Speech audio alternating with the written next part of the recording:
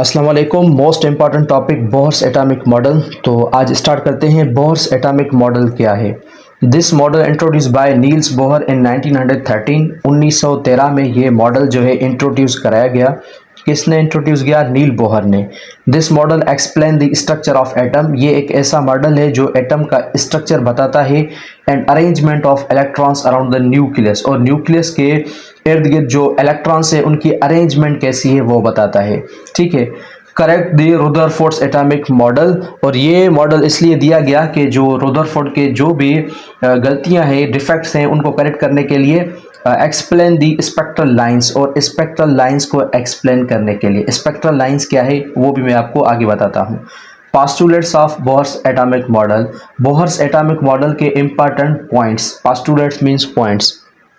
Number 1, electron revolve around nucleus in fixed circular paths called orbits. Electron जो है fixed circular path में revolve करता है, जिसको हम ऑर्बिट्स कहते हैं, शेल्स कहते हैं, K shell, L shell, M shell, N shell. ठीक है। Each orbit has fixed energy. हर एक ऑर्बिट की फिक्स्ड एनर्जी होती है। Inner orbit has lower energy. Inner orbit जो होते हैं उनकी एनर्जी जो है लोअर होती है, कम होती है। Outer orbit has higher energy, और जो बाहरी ऑर्बिट्स होते हैं उसकी एनर्जी जो है वो ज्यादा होती है। Number 2, stationary orbits. When electron revolving in permitted orbit. Electrons जो है रिवॉल्व करते हैं परमिटेड ऑर्बिट में, जिस ऑर्बिट्स में वो है। ठीक है। उस ऑर्बिट्स में जब इलेक्ट्रॉन्स रिवॉल्व करते हैं, neither gains nor loss energy. ना वो एनर्जी गेन करेंगे, ना वो एनर्जी को लॉस करेंगे। ठीक है। Number 3, absorption of energy. When electron absorb energy it jumps from lower orbit to higher orbit, process called excitation. जब इलेक्ट्रॉन जो है एनर्जी को एब्जॉर्ब करते हैं, वो जंप करते हैं, लोअर ऑर्बिट से हायर ऑर्बिट की तरफ जाते हैं। लोअर ऑर्बिट कौन से हैं? देखिए, ये लोअर ऑर्बिट है। यहां पर मैंने स्ट्रक्चर ड्रा किया है, इसको हम ग्राउंड स्टेट कहते हैं। जब इलेक्ट्रॉन एनर्जी को एब्जॉर्ब करेगा, जज़ब करेगा, तो ये क्या करेगा? लोअर ऑर्बिट को छोड़कर हायर ऑर्बिट की तरफ जंप करेगा। जब हायर ऑर्बिट की तरफ जाएगा उसको हम कहते हैं एक्साइटेड स्टेट। ये जो स्टेट है जहां पर इलेक्ट्रॉन जाता है इसको हम एक्साइटेड स्टेट कहते हैं। तो लोअर ऑर्बिट से हायर ऑर्बिट की तरफ जब इलेक्ट्रॉन जंप करेगा तो इस प्रोसेस को हम क्या कहते हैं? एक्साइटेशन। इसमें एनर्जी जो है इलेक्ट्रॉन एब्जॉर्ब करता है। Number 4, emissions of energy. When electron falls from higher orbit to lower orbit. जब इलेक्ट्रॉन फॉल करता है, गिरता है हायर ऑर्बिट से लोअर ऑर्बिट की तरफ, एनर्जी इमिटेड, तो एनर्जी जो है इमिट आउट होती है, खारिज होती है। यहां पर देखें, ये है हायर ऑर्बिट।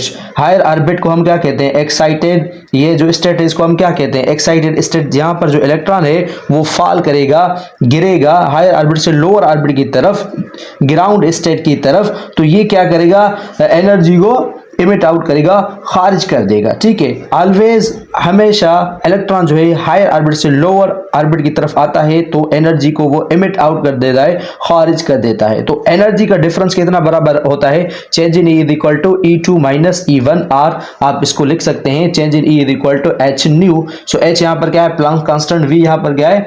फ्रीक्वेंसी। तो इस तरीके से जो है एनर्जी का डिफरेंस आप मालूम कर सकते हैं इस फार्मूला के तहत, और ये बराबर होता है H new.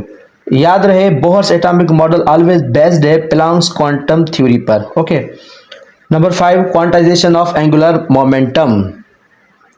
Electron can move those orbits in which angular momentum of electron mvr integral multiple of nh/2π। Electron उस ऑर्बिट्स में मूव करता है जिसमें एंगुलर जो मोमेंटम है इलेक्ट्रॉन की mvr वो इंटीग्रल मल्टीपल हो nh/2π के। ठीक है। तो हर एक ऑर्बिट की nh/2π अलग होती है, जैसे कि के शेल की अलग है, के की है nh/2π, एल है, एल की जो है 2h/2π। तो mvr, ये फार्मूला है, mvr equal to nh/2π।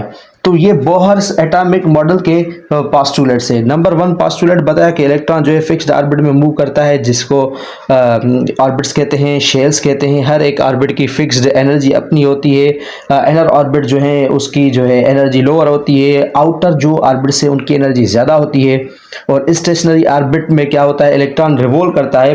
Permitted orbit में ना ही इलेक्ट्रॉन गेन करता है, ना ही इलेक्ट्रॉन लॉस करता है। नंबर 3 आपको बताया एब्जॉर्प्शन ऑफ एनर्जी। जब इलेक्ट्रॉन क्या करेगा? जंप करेगा लोअर से हायर की तरफ, तो वो क्या करेगा? एनर्जी को एब्जॉर्ब करेगा। उस प्रोसेस को हम क्या कहते हैं? Excitation process.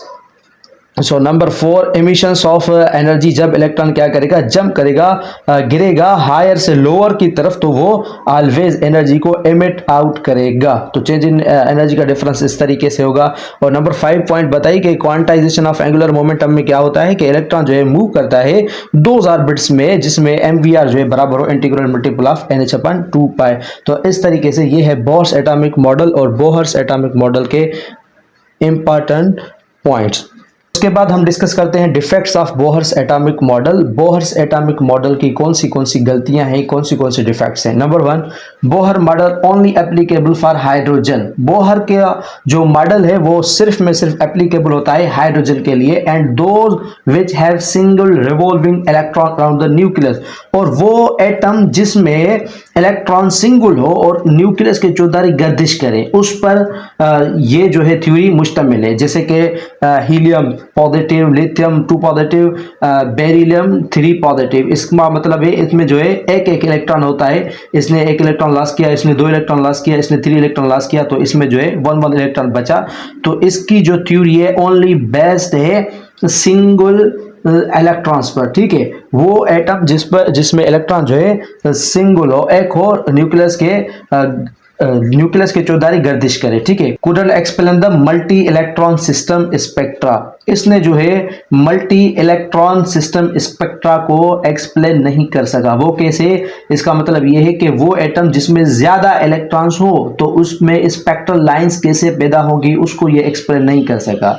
Number 2, according to Bohr's model, Bohr's के मॉडल के मुताबिक electron revolve around nucleus in circular orbits. Electron जो है न्यूक्लियस के चौधारी गर्दिश करते हैं सर्कुलर ऑर्बिट्स में। Later proved electron didn't move in a single plane. बाद में ये देखा गया कि जो इलेक्ट्रॉन है वो मूव नहीं करते हैं सिंगल प्लेन में, बट इन 3 डायमेंशनल स्पेस। पर ये जो इलेक्ट्रॉन्स है 3 डायमेंशनल स्पेस में मूव करते हैं। 3 डायमेंशनल स्पेस में कैसे कि जो ऑर्बिटल्स हैं उस ऑर्बिटल्स में इलेक्ट्रॉन्स होते हैं, वो न्यूक्लियस के इर्द गिर्द चक्कर लगाते हैं। मतलब ये सिंगल प्लेन में इलेक्ट्रॉन्स नहीं होते, वो किस में होते हैं? 3 डायमेंशनल स्पेस में होते हैं, जैसे कि ऑर्बिटल में इलेक्ट्रॉन्स पाए जाते हैं, ठीक है।